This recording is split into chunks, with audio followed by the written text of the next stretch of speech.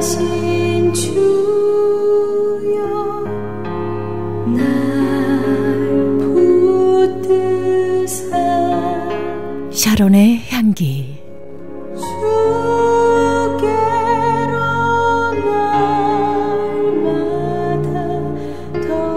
샤론의 향기 애청자 여러분, 안녕하세요. 고선미입니다. 주님 안에서 평안하시지요?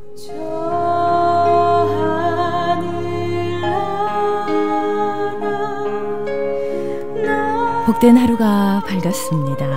하나님을 가장 잘 섬기고 가장 잘 복종하는 사람은 어떤 사람일까요? 어떤 조그마한 큐티책에 보니까는요, 찬양하고 감사하는 사람이라고 하더라고요. 오늘 하루 종일 여러분의 삶 속에 찬양과 감사의 제목들이 흘러넘치시길 간절히 소망합니다. 받기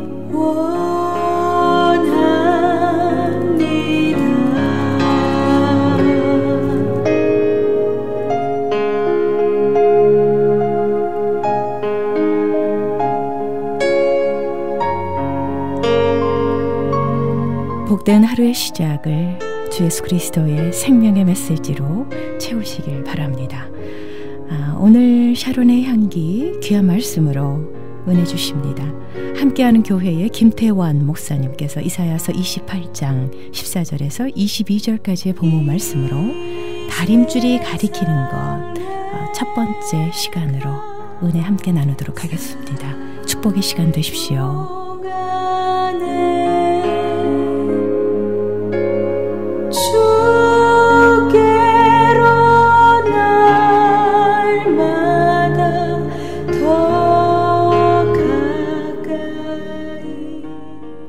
오늘은 이사야서의 말씀을 여러분들과 함께 살펴보기를 원합니다. 이사야는 이 북이스라엘이 멸망하기 직전, 그 직전부터 예언을 시작해서 이 아하스 왕으로부터 시작해서 히스기야를 거쳐서 므낫세 왕이 남유다 왕들입니다. 그 므낫세 왕 초기까지 예언을 했던 사람입니다.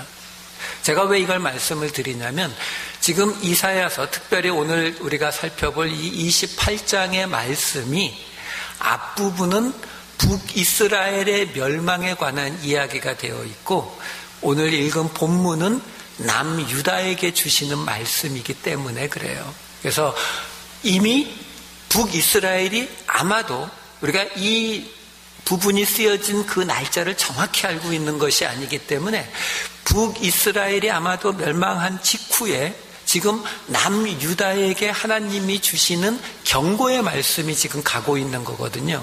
그렇기 때문에 오늘 말씀을 보기 위해서는 먼저 그 앞에 북이스라엘의 어느 부분에 대해서 지금 하나님이 이야기를 하고 계시는지 그거를 들어야죠. 북이스라엘의 어떤 부분에 대해서 특별히 지금 지적하고 계시다는 거죠. 그러면서 너희는 그러지 마라라는 그 이야기를 하기를 원하시는 거거든요.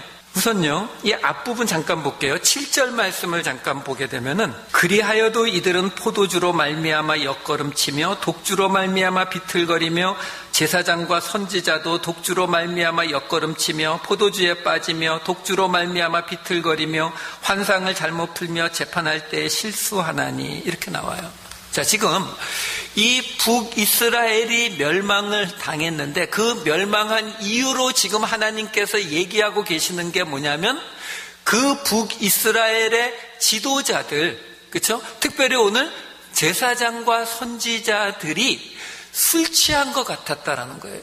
그 술 취한 그 결과가 어떻게 나왔다고 이야기하냐면, 끝에 가서 이렇게 나오죠. 환상을 잘못 풀며 재판할 때에 실수하나니. 이게 지금 뭐예요? 환상을 푼다라는 게 뭐예요? 선지자들이죠. 그 당시 선지자들은 이런 책을 가지고 지금 제가 하듯이 이렇게 설교를 한 것이 아니라 하나님께서 직접 말씀하시는 걸 직접 듣고 얘기하던 사람들이잖아요. 그러니까 하나님께서 환상을 보여주셨는데 그 환상을 쉽게 말하면 술 취한 정신으로 잘못 풀어서 잘못 이야기한다는 거죠. 그리고 재판을 굽게 한다는 게 뭐예요? 이거는 제사장들이죠. 옛날에 제사장들 앞에 나와서 누가 잘했다 잘못했다를 이야기했으니까 그 제사장들이 공의대로 재판하지 않고 자기 생각대로 또는 자기 이익대로 어떤 이유에선가 그것을 굽게 했다는 거예요. 지금 이 북이스라엘의 타락에 대해서 딱 두 가지를 이야기하고 있는 거예요. 하나님의 말씀을 맡은 사람들이 그 하나님의 말씀을 제대로 전하지 못했고, 또 하나는 이 세상의 공의를 맡은 사람들이 그 공의를 제대로 지키지 못했다. 그냥 쉬운 말로 바꾸면 뭐예요? 하나님에 대한 거, 사람에 대한 거 잘못했다는 거잖아요. 여러분, 우리가 많이 오해하는 부분이 이 부분에도 있어요. 뭐냐면 우리는 때로 예수님이 그렇게 많이 이야기하셨잖아요. 제일 큰 계명이 뭐라고요? 하나님 사랑, 이웃 사랑. 그렇죠? 근데 우리는 때로 어느 한쪽은 하고 한쪽은 덜 할 수 있을 거다라고 생각을 할 때가 많이 있어요. 이거는요, 동시에 항상 나타나게 돼 있어요. 내가 하나님을 제대로 믿으면 나에게서 이웃 사랑도 동시에 나오는 거지. 아, 나는 교회를 열심히 다니고 나는 모든 거 잘하고 있으니까 나는 하나님은 잘 믿고 있는데 아직 내가 이웃 사랑은 그만큼 못 따라가고 있어. 이런 거 없다는 거예요. 이거는 똑같이 가는 거예요. 예수님이 이 문제에 대해서 뭐라고 이야기하셨습니까? 요한일서 4장 20절에 이렇게 얘기하시죠. 누구든지 하나님을 사랑하노라 하고 그 형제를 미워하면 이는 거짓말하는 자니 보는 바 그 형제를 사랑하지 아니하는 자는 보지 못하는 바 하나님을 사랑할 수 없느니라. 이렇게 얘기하고 있다고요. 그러니까 지금 이 북이스라엘이 타락하게 되니까 그 두 가지가 동시에 나타난다는 거예요. 어떤 것이 먼저인지 어떤 것이 나중인지 어차피 구별해도 의미도 없다는 거죠. 하나님의 말씀을 제대로 해석해내지 못하는 것 하나, 그러면서 동시에 그러면 그 사는 세상에 공의가 사라진다라는 거예요. 재판이 올바로 이루어지지 않는다. 이 두 가지가 동시에 일어난 것이 북이스라엘의 멸망의 이유였다라고 얘기하는 거죠. 그러면서 그것에 대해서 선지자인 이사야가 이야기하는 것을 비웃어요. 뭐라고 비웃냐면은 9절에 보면 이렇게 나옵니다. 그들이 이르기를 그가 누구에게, 여기서 그가 이사야거든요. 그 선지자가 누구에게 지식을 가르치며 누구에게 도를 전하여 깨닫게 하려는가, 젖떨어져 품을 떠난 자들에게 하려는가 하면서, 아니 도대체 그 사람이 누구에게 말씀을 전하겠다는 거야? 뭐 어린 애들한테 하겠다고? 지금 이런 말을 하고 있는 거예요. 그러면서 10절에 이렇게 나옵니다. 대저 경계에 경계를 더하며 경계에 경계를 더하며 교훈에 교훈을 더하며 교훈에 교훈을 더하되 여기서도 조금 저기서도 조금 하는구나 하는도다. 이 굉장히 해석이 안 되는 문장이에요. 그러니까 무슨 뜻이냐면 지금 여기에다가 번역은 경계에 경계를 더하며 경계에 경계를 더하며 교훈에 교훈을 더하며 교훈에 교훈을 더하며 그리고 여기서도 조금 저기서도 조금 하는도다. 이렇게 지금 번역은 해놨지만 정확한 뜻이 잘 몰라요. 그래서 이 대목을 보통 어떻게 이야기하냐면 이게 히브리어로 보면은 차브라차브 차브라차브 카브라카브 카브라카브 제르삼 제르샵 이렇게 돼요. 이 히브리어가. 근데 이게 정확한 뜻이 없어서 우리식으로 말하면 뭘 생각해 보시면 정확히 가장 가깝냐면 지금 선지자들이 하나님의 뜻이라고 말하는 게 웅얼웅얼랑랑랄라 웅엉우렁 이렇게 말하고 있는 것 같이 들린다라는 거예요. 그걸 그냥 소리같이 썼어요.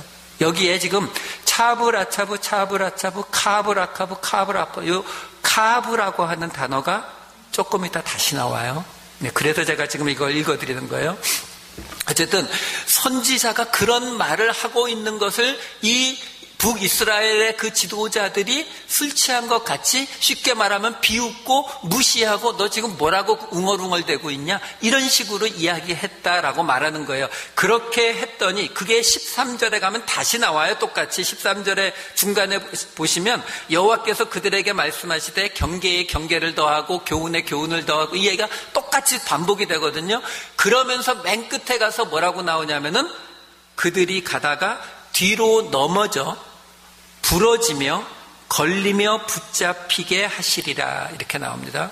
그러니까 지금 이 하나님께서 그 북이스라엘의 지도자들이 행하는 그 모습 때문에 그 하나님의 말씀이 선포되는 것을 무시하고 비웃는 그 모습 때문에 그들이 어떻게 된다라고 얘기하냐면 넘어질 것이고 부러질 것이고 붙잡힐 것이다 라고 얘기하셨다라는 거예요. 요것도 조금 이따 다시 나오기 때문에 지금 미리 이걸 설명을 드리고 지금 오늘 본문으로 들어가려고 하는 거예요. 자, 그러면 이제 오늘 본문으로 들어가 보면요. 오늘 본문에서 지금 맨 처음에 지금 이게 예루살렘에 대해서 이야기를 해요. 어떤 분들 보면은 유태인들을 굉장히 좋아하시는 분들이 많이 있어요. 유태인들 똑똑하고 돈도 잘 벌고 어릴 때 교육도 잘 시키고 노벨상도 많이 받고 이런 굉장히 좋아하시는 분들이 있어요.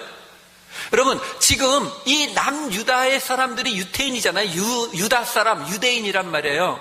그럼 그 사람들이 왜 하나님이 북이스라엘도 그 아브라함의 자손이었는데 벌써 관심이 확 사라지고 남유다에만 관심이 가느냐는 거예요. 이유는 딱 한 가지예요, 여러분. 그 남유다를 통해서 예수님이 오시기 때문이에요. 그 이유 하나밖에 없어요, 여러분. 유대인들이 똑똑하거나 유대인들이 그래도 하나님 앞에 자기들을 지키려고 노력해서 하는 게 아니다라는 거예요.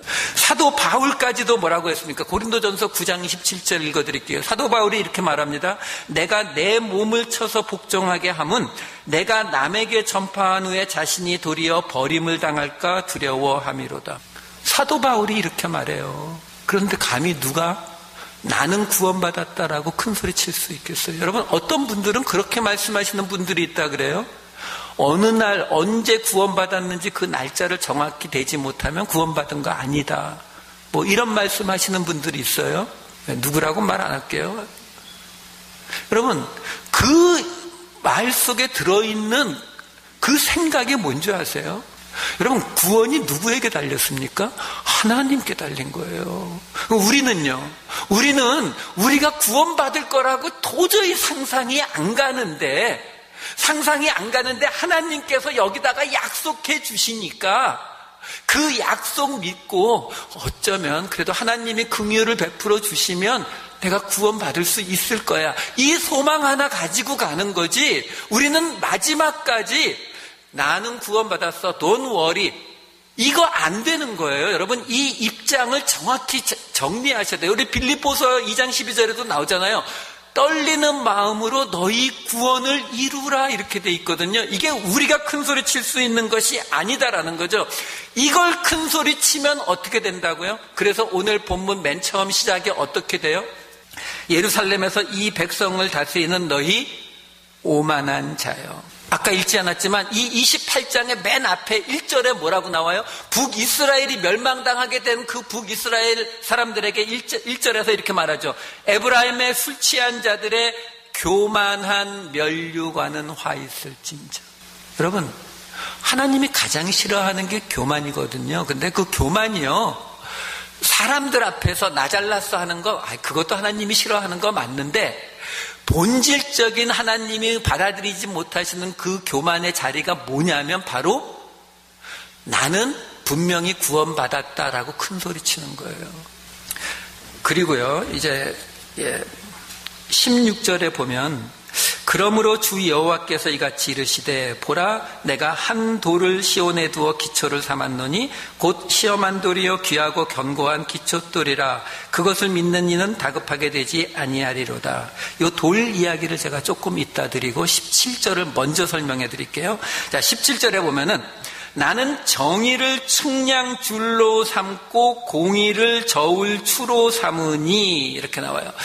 하나님이 정의를 측량줄로 삼고 공의를 저울주로 삼는다 이렇게 나오는데 여기에서 지금 나오는 이 측량줄 그리고 저울추 이 두 가지를 합해서 보통 뭐라고 번역하냐면 다림줄 이렇게 번역을 해요.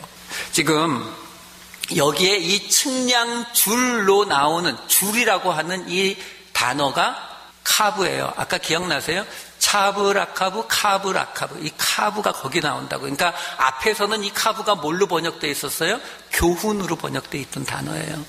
그러니까 지금 하나님이 남예루살렘, 이 남유다를 지금 경고하시면서 하시는 말씀이 뭐냐면 시온에 세운 한 돌이 있을 건데 이제 그건 나중에 이야기하고 그 다음에 먼저 나오는 이야기가 지금 하나님이 정의를 줄로 이 다림줄로 삼아서 그걸 가지고 뭔가를 하시겠다는 거예요. 정의를 측량줄로 공의를 저울추로. 여러분 다림줄이 뭔지 혹시 모르시는 분들 공사하는 데 가보시면은요 이 밑에다가 이렇게 기초를 이렇게 다 세면으로 닦고 난 다음에 위에 이렇게 뭘 세우려고 할 때 우리 사람 눈으로 봐가지고 이게 똑바른 건지 이렇게 끼우른 건지 잘 모르거든요.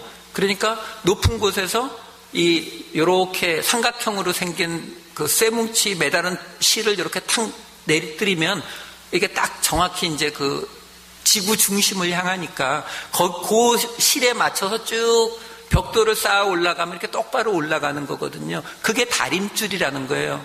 자, 그러면 이 다림줄이라고 하는 것이 정확히 어떤 뜻인지 오늘 본문을 가지고는 조금 이해하기가 어려워요. 짐작은 가는데 조금 이해가 안 된다는 거죠. 한 군데 더 읽어드릴게요. 열왕기하 21장 13절입니다. 내가 사마리아를 잰 줄과 이게 카브예요. 똑같은 단어입니다. 그리고 아합의 집을 다림 보던 추를 이게 미시코레트 똑같은 단어예요. 오늘 본문에 나오는 단어와 똑같은 단어를 쓰고 있는 거예요.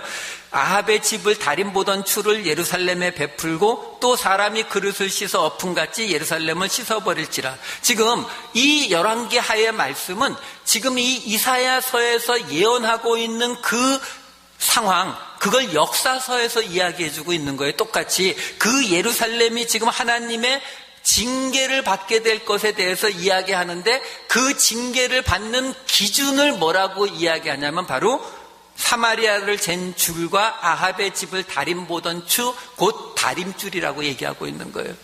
그러니까 그 하나님의 다림줄이라고 하는 그것을 가져다가 기준으로 이렇게 딱 세워서 그걸 가지고 잘했으면 칭찬 듣고 잘못했으면 벌을 받게 되는 그 기준이 되는 것이 바로 이 다림줄이다라는 거예요. 한 군데 더 볼게요. 아모스서입니다. 아모스서 7장 7절에서 9절 말씀이에요.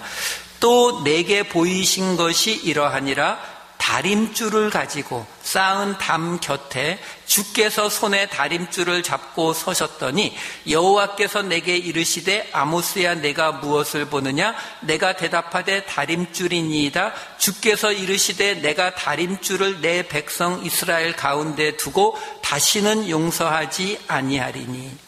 여기는 히브리어 단어가 달라요. 아나크라고 하는 단어인데 이건 설명하려면 좀 길어요. 이거는 이 운율을 맞추기 위한 단어이기 때문에 어쨌든 이 다림줄로 똑같이 해석이 되고 있어요. 자, 이 세 군데 말씀, 오늘 본문과 열왕기하와 아모스 말씀을 우리가 다 모아보면은 공통점들이 있어요.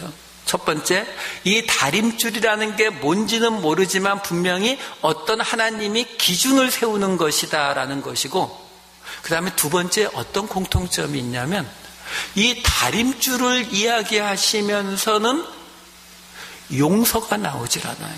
다림줄을 이야기하시면서는 심판만 이야기가 나와요. 용서하겠다라는 말이 나오지 않는다는 공통점이 있어요. 자, 그러면 이 다림줄은 뭘 뜻할까요? 율법을 이야기합니다. 율법. 하나님이 율법을 주셨잖아요. 그 율법이 기준이 돼서 그것이 우리의 상과 벌을 기준 잡게 된다라는 거죠. 그런데 이 율법에서는 용서받거나 상을 받는 이야기가 없다라는 거예요. 왜? 모든 사람이 항상 벌받게 가게 되어 있는 게 율법이기 때문에 그래요. 그 내용이 어떻게 나오는지를 계속 따라가 볼게요. 자, 그 다음에 보면은요. 자, 이제 16절로 돌아가서 보면 아까 16절을 건너뛰었잖아요. 16절에서 그러므로 주 여호와께서 이같이 이르시되 보라 내가 한 돌을 시온에 두어 그 돌은 시험한 돌이고 귀하고 견고한 주춧돌이라고 지금 16절에 이야기하고 있어요. 여러분 우리가 이 돌 이렇게 나오면은 뭐 벌써 이렇게 와닿는 게 있으시죠? 여기서 한 가지 시험한 돌 이렇게 되어 있는데 여기서 시험한이라는 이 단어가 능동태와 수동태 동시에 다 사용되는 단어예요. 그래서 이거를 수동태로 바꾸시면 여러분들이 이해하기가 훨씬 쉽죠. 시험을 당한 돌. 그럼 확 와닿죠? 우리 다니엘서 2장에도 나오잖아요. 그 금신상을 부셔버리는 돌. 그렇죠? 그러니까 지금 이 돌이 뭘 뜻해요? 간단하죠. 예, 이거는 예수님 뜻하는 거예요. 자, 그럼 다림줄이라는 거는 율법을 뜻하고 돌은 예수님을 뜻한다. 우리가 지금 이 두 가지를 알았습니다. 자, 그러면 이번에는 이사야서 8장 말씀을 제가 하나 읽어드릴게요. 8장 14절과 15절 말씀이에요. 이사야서 8장 14절 15절. 그가 성소가 되시리라. 여기서 그는 하나님입니다. 하나님이 성소가 되시리라. 그러나 이스라엘의 두 집에는 걸림돌과 걸려 넘어지는 반석이 되실 것이며 예루살렘 주민에게는 함정과 올무가 되시리니 많은 사람들이 그로 말미암아 걸려 넘어질 것이며 부러질 것이며 덫에 걸려 잡힐 것이니라. 남유다도 똑같이 넘어질 거다라는 것을 이미 얘기하고 있는 거예요. 예루살렘에게는 함정과 올무가 될 것이다 라고 이야기를 이미 하고 있다는 거죠. 그래서 그 결과로 남유다도 어떻게 된다고요? 똑같이 넘어지고 부러지고 잡힐 거라고 얘기하고 있는 거예요. 여러분 이게 지금 우리가 신약 성경을 이야기할 때 그냥 한마디로 이야기하는 것인데 이게 구약에서 굉장히 복잡하게 나오지만 결국 같은 이야기를 하고 있는 거거든요. 왜? 지금 이 사람들에게 주어졌던 기준이 뭐라고요? 다림줄, 율법. 근데 그 율법을 주어주는데 그 율법을 못 지켜낼 거라고 이미 얘기하고 있는 거예요. 이 율법은 너희들 어차피 걸려 넘어질 거다. 그건 미리 얘기하고 있다는 거죠. 그럼에도 불구하고 하나님이 지켜라 지켜라 얘기하고 계시다라는 거예요 지금. 자, 그리고 나서 그 이야기에 대해서 지금 사도 바울이 로마서 9장 30절 33절에서 이렇게 이야기합니다. 사도 바울의 로마서 30절에서 33절. 그런즉 우리가 무슨 말을 하리요? 의를 따르지 아니한 이방인들이 의를 얻었으니 곧 믿음에서 난 의요. 의의 법을 따라간 이스라엘은 율법에 이르지 못하였으니, 그러니까 다림줄의 기준에 이르지 못하였으니 어찌 그러하냐? 이는 그들이 믿음을 의지하지 않고 행위를 의지함이라 부딪힐 돌에 부딪혔느니라. 기록된 바 보라 내가 걸림돌과 거치는 바위를 시온에 두노니 그를 믿는 자는 부끄러움을 당하지 아니하리라 함과 같으니라. 바로 오늘 이 본문 말씀을 사도 바울이 그대로 인용해서 지금 이야기하고 있는 거죠. 그 율법을 지키려고 했었던 그 유대인들은 당연히 넘어지게 되어 있었다라는 이야기를 지금 하고 있다라는 겁니다. 여러분 결국 지금 우리가 그러면 이 다림줄의 이야기가 성경에 굉장히 많이 나오는데 그 다림줄의 이야기가 나올 때 우리가 해야 되는 게 뭐라고요? 그 다림줄을 그냥 무시하면 안 되죠.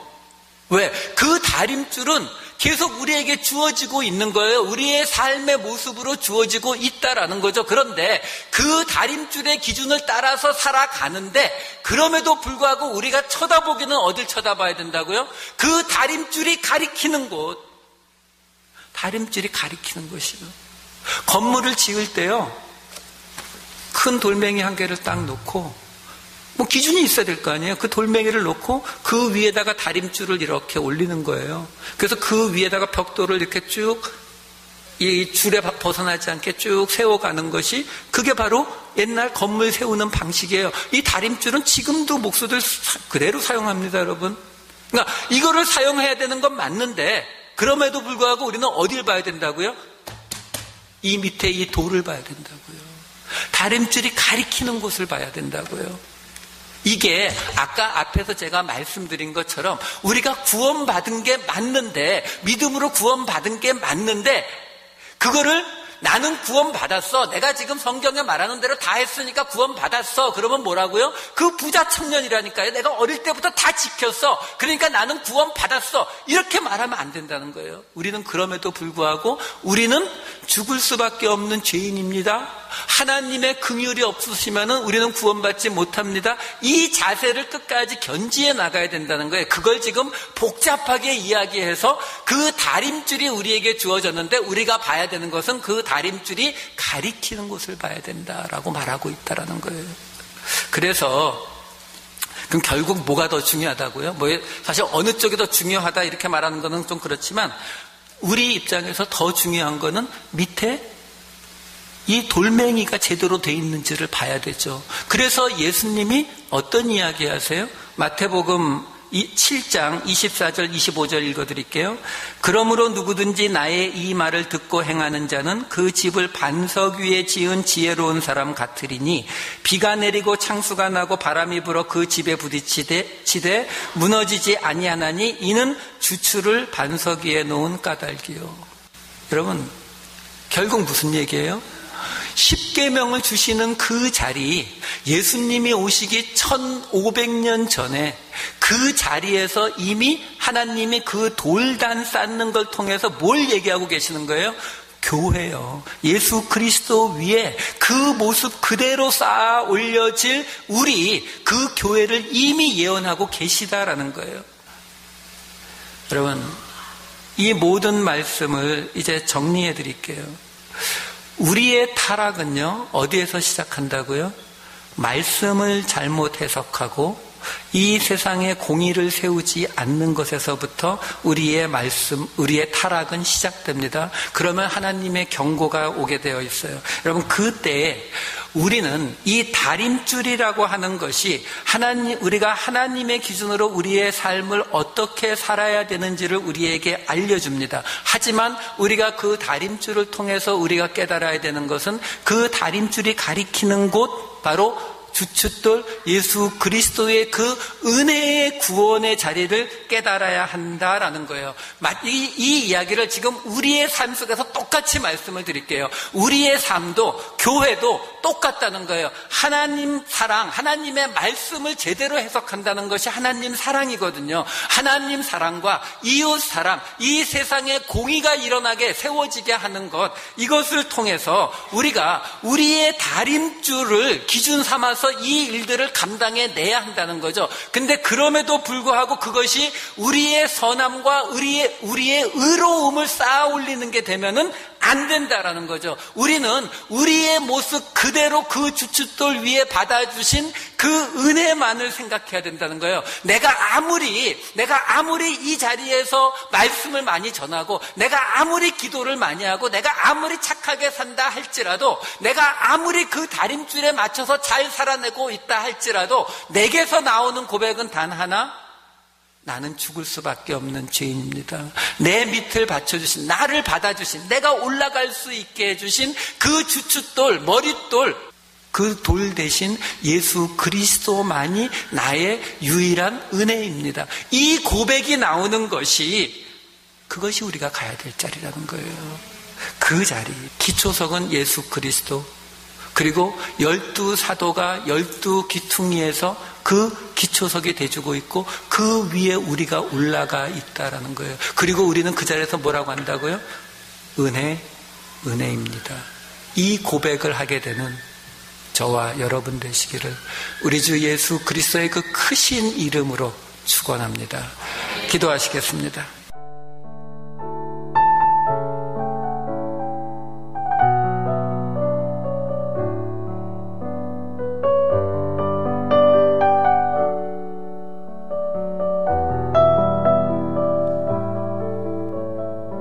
지금까지 함께하는 교회의 김태환 목사님께서 은혜 주셨습니다. 이사야 28장 14절에서 22절까지의 본문 말씀으로 다림줄이 가리키는 것 시리즈 설교 첫 번째 시간으로 축복의 메시지 주셨습니다. 은혜의 시간 되셨는 줄 믿습니다. 함께하는 교회 위치 소개를 해드립니다. 3300 웨스트 아담스 블루버드 LA에 자리하고 있습니다. 말씀 듣고 신앙상담 원하시는 분은 323지역 766-0321 323-766-0321번으로 상담하시기 바랍니다. 그리고 웹사이트 www.tpis.org를 참고하시기 바랍니다.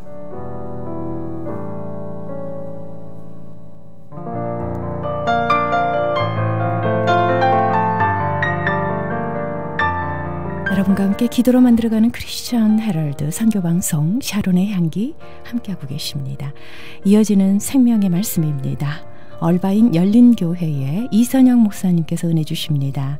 시편 121장 1절에서 8절까지의 본문 말씀으로 눈을 들어 산을 보라 라는 설교 제목의 메시지입니다. 은혜 많이 받으시기 바랍니다.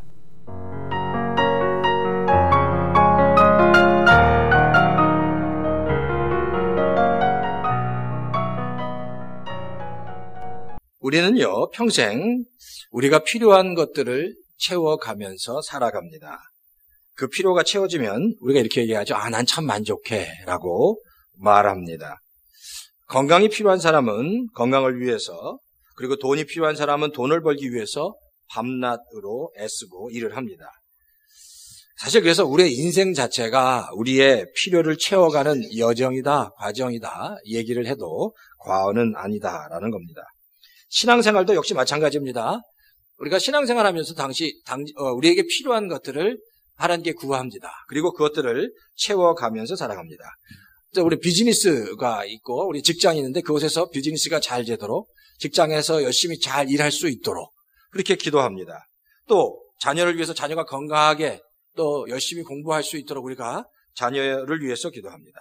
또 가족들을 위해서도 기도합니다. 그러니까 그런 필요를 하나님 채워달라고 우리가 하나님께 기도한다는 겁니다. 근데 보세요. 우리가 이런 필요를 채우기 위해서 애를 쓰기는 하는데 과연 우리의 그런 필요들이 채워졌어요. 그러면 그 채워짐으로 인해서 우리가 계속해서 끝까지 만족할 수 있느냐 이런 문제입니다. 채워졌으면 그 문제 가지고 끝까지 계속해서 만족할 수 있을까요? 그렇지 않다는 겁니다. 잠시는 만족하지만 금방 잊어버립니다. 예를 들면 이렇게 얘기할 수 있습니다. 직장에 들어가서 회사에서 좀 승진하고 싶습니다. 그래서 승진을 위해서 간절히 기도했고 감사하게도 승진하게 됐습니다. 자, 그토록 원하는 승진을 했으면 정말 감사해야 되는데 사실 가만히 보면 그 만족감, 감사는 잠깐이고 그리고 좀 지나면 그 감사와 만족을 잊어버리고 또 다른 자리가 눈에 보이기 시작합니다. 회사도 그런 것 같아요. 비즈니스도 처음 시작할 때는 회사가 이 정도만 커지면 좋겠다라고 바람을 가지고 기도합니다. 근데 어느 순간에 회사가 그렇게 커지면 그때 잠깐 감사하고 만족해 하지만 또 아쉬움이 있는 거. 조금만 더 컸으면 하는, 조금만 더 좀 더 확장했으면 하는 그런 바람들이 우리에게 있다는 겁니다. 또 이렇게 얘기할, 내가 저 사람하고만 결혼하면 내 평생에 정말 소원이 없겠다. 인생이 풀릴 것 같다. 만족할 것 같다라고 생각해서 결혼했는데 만족은 잠깐이고 또 다른 요구사항 그리고 또 아쉬운 부분이 보이는 겁니다. 그러니까 아무리 좋은 것을 가져도요. 시간이 조금 흐르면 더 이상 감동이나 기쁨은 없다라는 겁니다. 우리가 성경에 보면 마찬가지예요. 출애굽기에 보면 이스라엘 백성이 그 지긋지긋한 노예 생활을 하면서 하나님께 기도합니다. 하나님, 이 지긋지긋한 노예 생활을 멈출 수만 있다면, 이제 이 벗어날 수만 있다면 소원이 없겠습니다라고 하나님께 기도합니다. 그래서 하나님께서 정말 그 이스라엘 백성이 그 노예 생활을 벗어날 수 있도록 그들이 애굽에서 내보냅니다. 출애굽한다고 그랬죠? 그들을 애굽에서 내보냈는데 그러면 노예 생활을 그만뒀기 때문에 그들은 정말 행복해야 되는데 그들이 애굽을 떠나기 무섭게 그 광야에서 조금만 힘들면 다시 하나님께 원망합니다. 모세에게 원망합니다. 우리를 다시 애굽으로 보내달라는 겁니다. 대부분 기가 막힌 얘기입니다. 근데 사람이 그렇다. 자, 그럼 보세요. 그럼 진정한 만족 그리고 도움은 어디서 오느냐? 진정한 만족. 우리를 진정으로 만족시킬 수 있는 그 참된 도움은 어디서 오느냐. 이제 우리가 오늘 본문을 좀 살펴봐야 합니다. 오늘 본문에 보면 사실 오늘 본문의 시인은 질문을 던집니다. 1절이 바로 질문이에요. 내가 눈을 들어 산을 보리라 나의 도움이 어디서 오는가. 내가 눈을 들어 산을 보리라 나의 도움이 어디서 오는가 계속 질문을 하는 겁니다. 내 도움이 어디서 오는가? 내 도움이 어디서 오는가? 계속 질문을 던지고 있습니다. 근데 이 말씀을 잘 보면 산을 보면서 내 도움이 어디서 오는지를 계속해서 질문하고 있다는 겁니다. 여기서 이 산이라는 얘기는 뭐냐면 성전이 있는 산입니다. 성전이 있는 산, 곧 하나님의 임재가 있는 예루살렘을 얘기합니다. 성전에 있는 하나님의 임재가 있는 산을 보면서, 즉 하나님을 보면서 이 소위 시인은 내 도움이 어디서 오느냐라고 계속해서 질문하고 있습니다. 사실 이 시편의 배경은 바벨론 포로로 잡혀간 이후 후기에 이스라엘 백성들이 다시 예루살렘으로 돌아오면서 쓴 바로 시입니다. 이제 우리가 보통 시편에 120편부터 134편이 성전에서 부르는 노래라는 제목이 있는데, 어쨌든 이스라엘 백성 이 시편은 그 바벨론에서 예루살렘으로 돌아오면서 성전을 보면서 이스라엘 백성이 가졌던 질문과 그 기쁨을 표현한 시다라는 겁니다.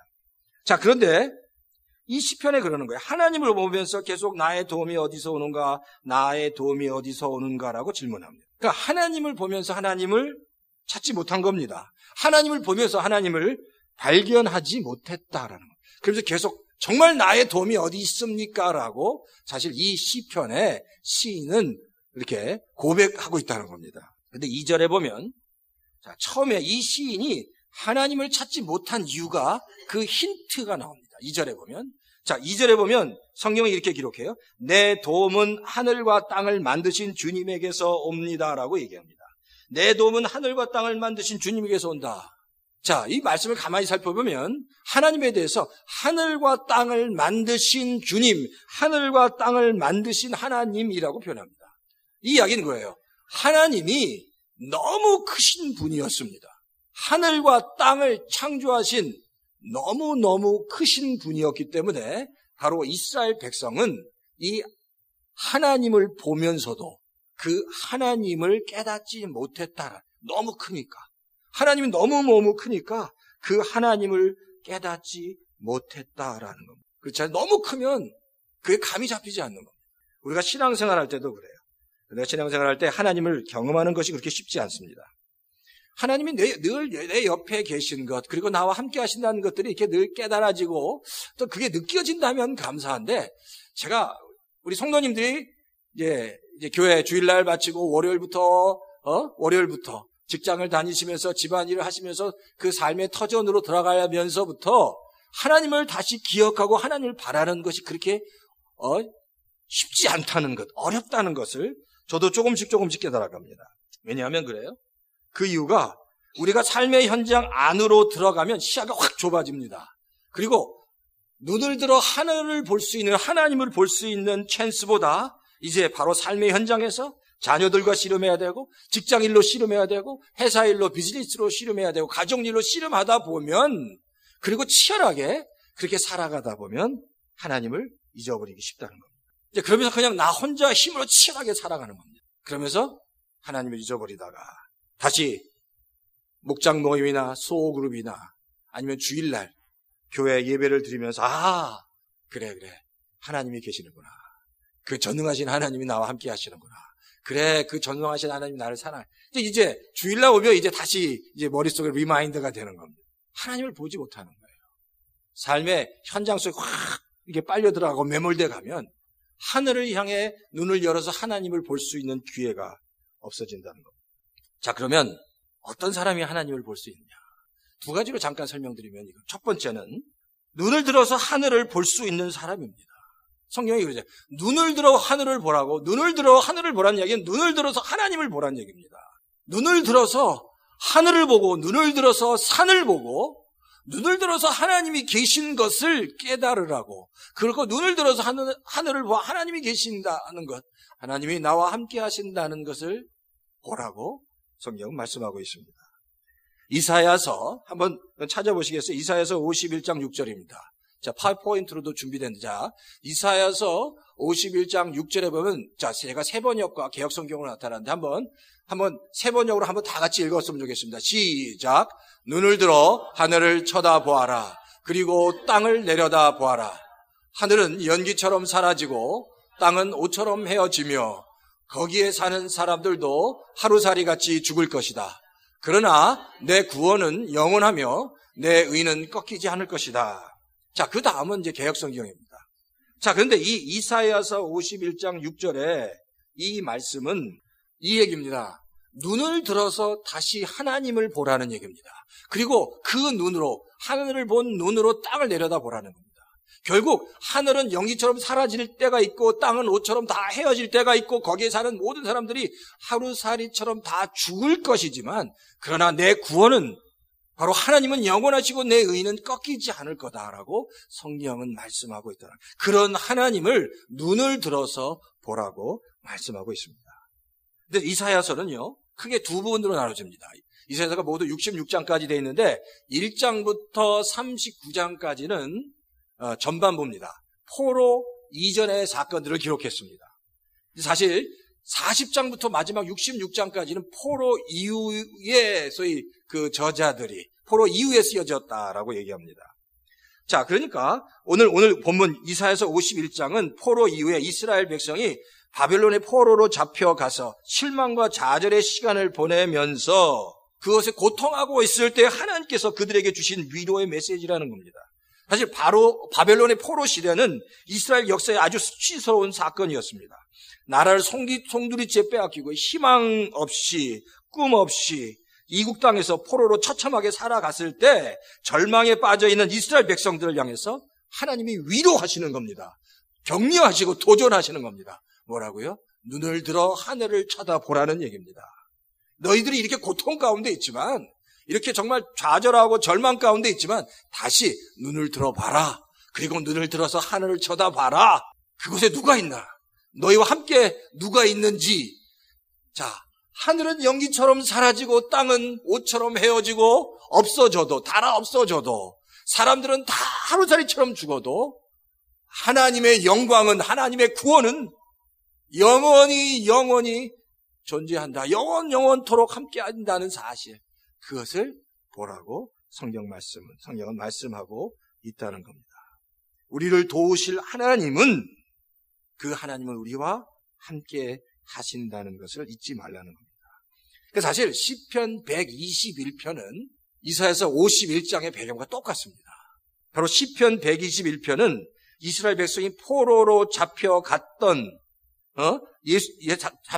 이스라엘 백성이 예루살렘으로 돌아오면서 성전 앞에서 그들이 포로 생활을 통해서 가지던 수없이 많은 질문을 던지면서 지금까지 살아왔는데, 그 성전 앞에서 성전을 바라보면서, 그 산을 바라보면서 감격해서 쓴 시가 바로 시편 121편이라는 겁니다. 그래서 얘기하는 거예요. 그 감격을 통해서 고백합니다. 내가 산을 향하여 눈을 들리라. 나의 도움이 어디서 올고 나의 도움이 천지를 지으신 여호와에게서로다 라고 말씀하고 있습니다. 아주 잘 나갔던 미식 축구 풋볼 코치가 있었습니다. 처음 1년 차는요, 승승장구를 했답니다. 경기를 할 때마다 이겼습니다. 근데 2년 차부터 성적이 몹시 부진했습니다. 자, 그렇잖아요? 특히 선수도 마찬가지지만 코치가 그 팀을 이렇게 이끌고 있는데, 잘 나갈 때는 사람들이 칭찬해주고 세워주고 막 이렇게 그랬는데, 성적이 부진하기 시작하니까 사람들이 비판을 합니다. 왜 성적이 그 모양이냐? 왜 전략은, 작전은 그렇게 짜서 맨날 패하느냐라고 그 사람을 비난하기만 했답니다. 점점 주변에서 칭찬해주고 격려해주고 세워주는 사람은 다 떠나가고 그를 비난하는 사람만 남게 되니까 그 풋볼 코치가 너무너무 힘들었답니다. 그러니까 마음이 비참해진 거죠. 그런데 그런 가운데 그런 실패 가운데 있음에도 불구하고 늘 자기를 따라다니면서 자기를 환영해주고 반겨주는 것이 꼭 하나 있었는데, 그게 뭔지 아십니까? 다른 사람들을 비난하고 정말 힘들게 했지만 그럼에도 불구하고 끝까지 자기를 따라다니면서 자기를 환영해주고 반겨주는 것, 바로 그가 기르는 강아지였습니다. 아무리 힘들어도 그 강아지는 그를 늘 반겨줬다는 겁니다. 꼬리를 치면서 여전히 자기를 환영하고 자기를 볼 때마다 기뻐했다는 겁니다. 그러니까 그 강아지를 보면서 늘 위안을 받았다는 겁니다. 사실 이 아이가 어떻게 보면 마음이 좀 짠합니다. 사실 정말 그 참된 친구는 힘들고 어려울 때 곁에 있어주는 친구가 참된 친구입니다. 근데 인생을 살아다 보면 정말 힘들고 어려울 때 내 옆을 지켜주는 친구보다 그때 그 옆을 지켜주지 않고 오히려 비난하는 사람들이 있을 수 있습니다. 그때 더 큰 상처를 받게 됩니다. 근데 중요한 건 그래요. 그게 때때로 인생을 살아가는 살면서 겪어야 될 과정일 수도 있습니다. 근데 사람은 다 그런 것 같아요. 떠나기도 하고 또 오기도 하지만 정말 중요한 건 바로 그겁니다. 오늘 시편 기자가 고백한 것처럼 사람들은 떠나가고 친구는 떠나가도 우리의 참된 도움과 참된 기쁨이 환경에 있지 않고 사람에 있지 않고 다시 한번 우리가 고백해야 될 것은 나의 참된 고백이 기쁨이 도움이 하나님께 있습니다 라는 그런 고백, 그런 참된 고백이 우리에게 있어야 한다는 겁니다. 우리의 고백이 그렇습니다. 사람에게 있지 않습니다. 환경에 있지 않습니다. 나의 참된 도움은 여호와 하나님이십니다 라는 고백, 그런 고백이 우리 성도님의 고백이 되시기를 주의 이름으로 축원합니다. 두 번째는 내 자신의 한계를 인정하는 사람이 하나님을 봅니다. 내 자신의 한계를, 사실 나라는 존재가 참 연약한 존재, 부족한 존재를 인정해야 합니다.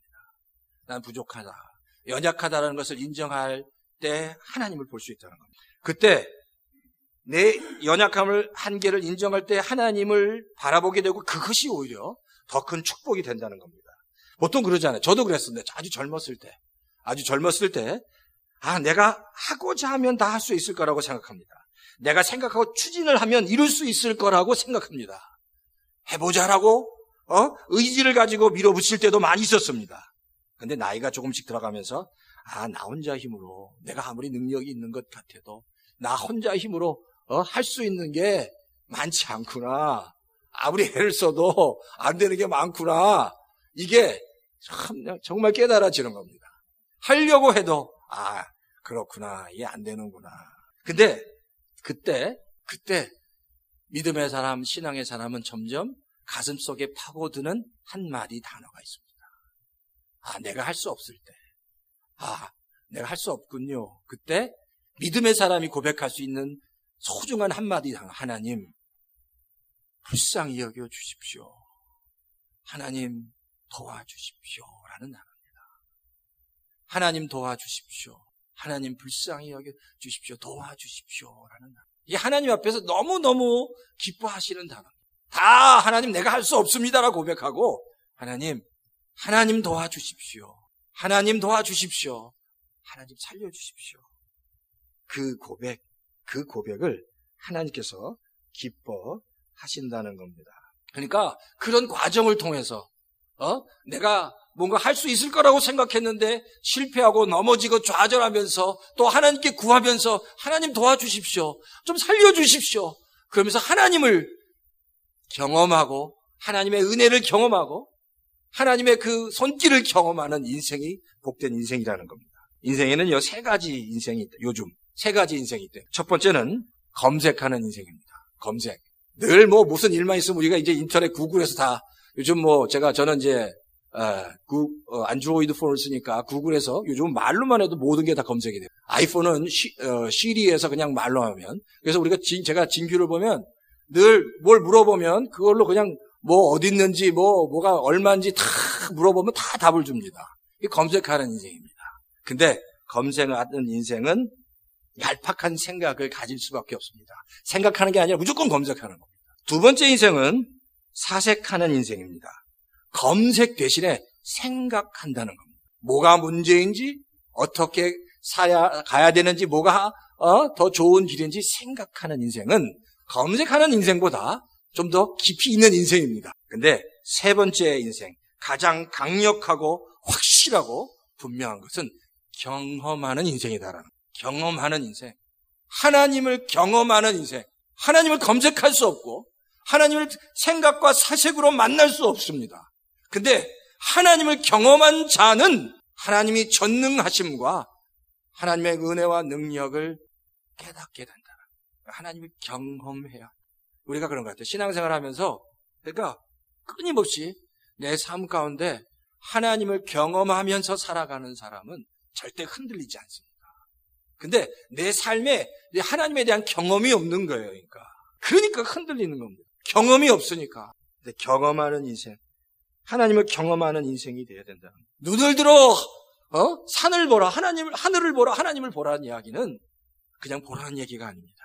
살아계신 하나님을 경험하라는 거예요. 그래서 참된 도움이, 하나님의 참된 도움, 참된 나의 도움이 하나님께로부터만 옵니다라는 그런 진정한 고백을 하라고 바로 시편 기자가 말씀하고 있다는 얘기입니다.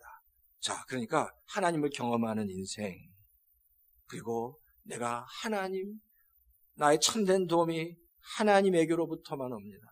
하나님, 당신 한 분만으로 나는 만족합니다. 하나님의 은혜로 나는 목마릅니다라는 그런 참된 고백. 그래서 정말 하나님께 나아가시는, 그래서 하나님을 경험하시는 우리 열린교회 모든 성도님 다 되시기를 주의 이름으로 축원합니다. 자, 그럼 보세요. 그러면 하나님이 구체적으로 어떻게 도우시냐? 우리를 어떻게 도우시는가? 성경에 3절부터 8절에 보면 성경은 이렇게 얘기합니다. 자, 3절부터 한번 보시겠어요? 3절부터 보면 주님께서는 내가 헛발을 디디지 않게 지켜주신다. 너를 지키시느라 졸지도 않으신다. 자, 이게 표준 세번역으로 이렇게 나와 있는데 개역 성경에는 우리를 실족지 않게 지키신다고 얘기합니다.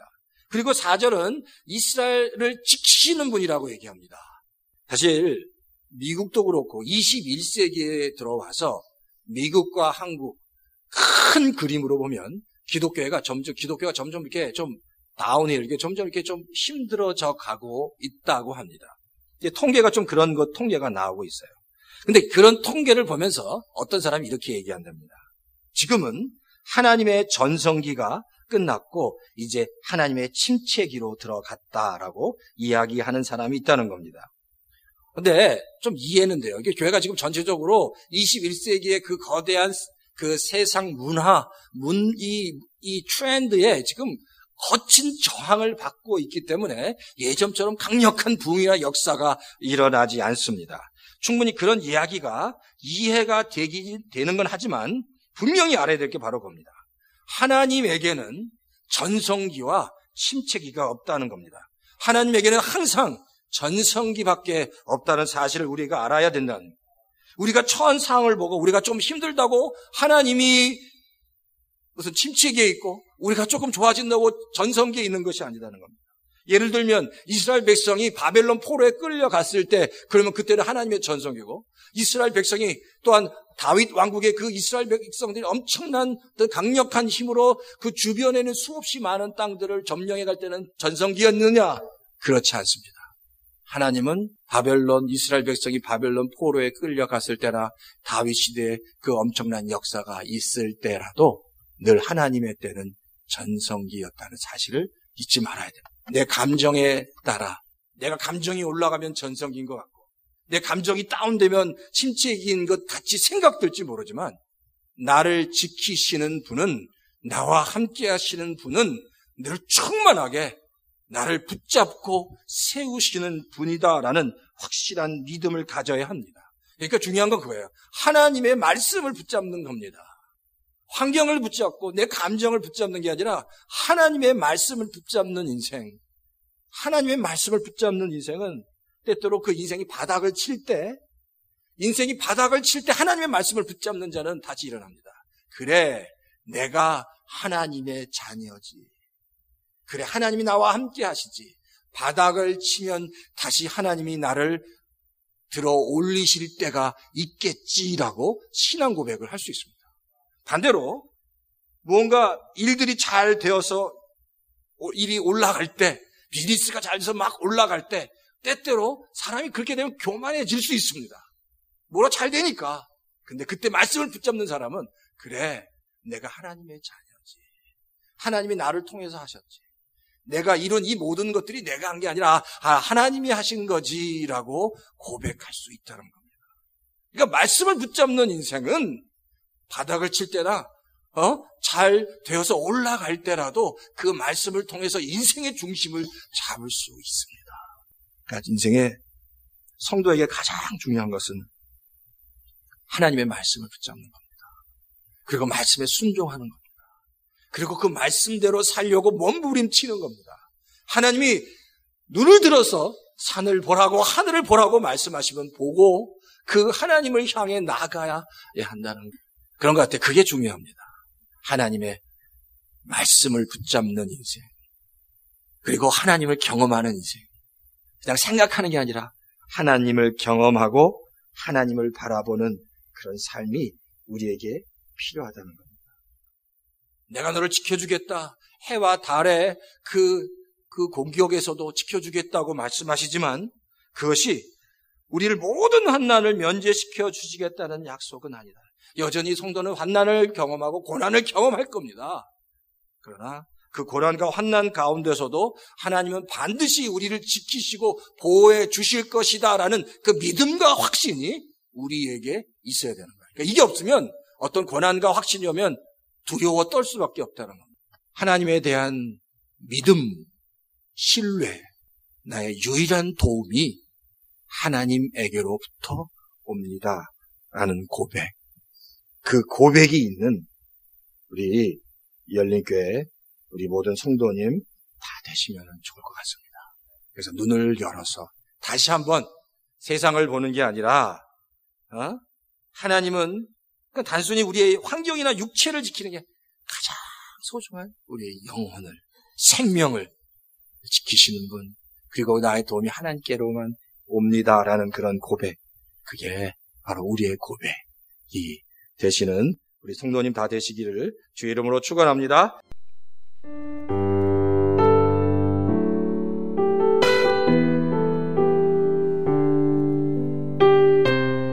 지금까지 얼바인 열린교회의 이선영 목사님께서 은혜 주셨습니다. 시편 121장 1절에서 8절까지의 본문 말씀으로 눈을 들어 산을 보라 라는 설교 제목의 메시지였습니다. 말씀을 통해서 축복의 시간 되셨는 줄 믿습니다.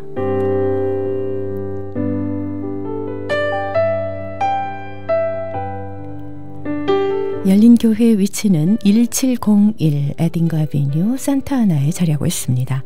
말씀 듣고 신앙상담 원하시는 분은 714적입니다. 647-9161 714-647-9161번으로 상담하시기 바랍니다.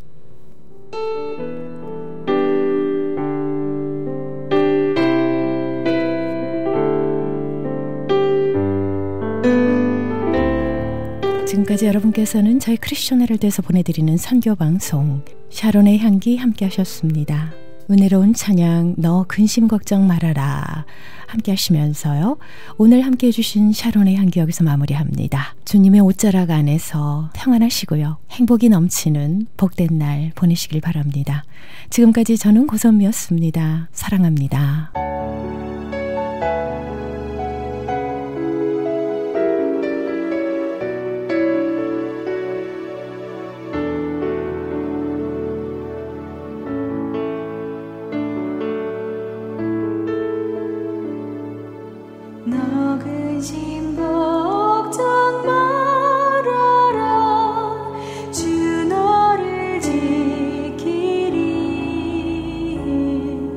주 날개 밑에